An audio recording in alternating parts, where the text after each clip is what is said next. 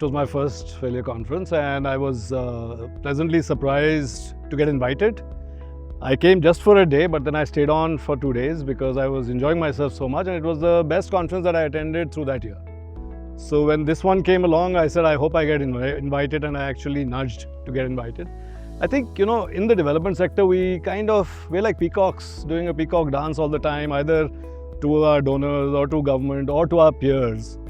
And to me, the conversations that are happening here, which are absolutely candid, which are down to the bone, which are truth, they're just fantastic. And I wish I could do more of these conversations, because even when I'm talking to my peers, my donors, I have to play that dance.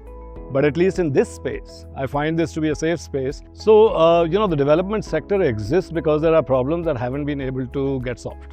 And not from this year, last year, decades, centuries maybe. There are problems which persist. So it's the most difficult thing to do, actually. To succeed in this sector is absolutely, I would say, the most difficult thing. And that is why I think it's important to talk about the failures. It's important to be here to discuss those failures, which we don't do at all. Because that's what's going to change the landscape. We learn from each other. We learn our mistakes. We learn from what people have done to change that, to fix that. So I think that's what's going to change the development sector. And the sector just doesn't talk about failures at all. Internally, we've started having a lot of these conversations, and early on. So, we're very happy to talk about our failures.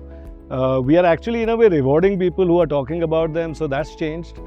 Even externally, to a great extent, with our donors, we realized that talking to them about failures actually kind of inspired them, and kind of said, okay, fine, at least they're saying this is the problem, this is what we can course correct, let's try this may not work, etc. So the whole narrative has changed. And I think we as an organization have benefited hugely from that. And I keep telling all my peers that it's something that they should be doing more of also.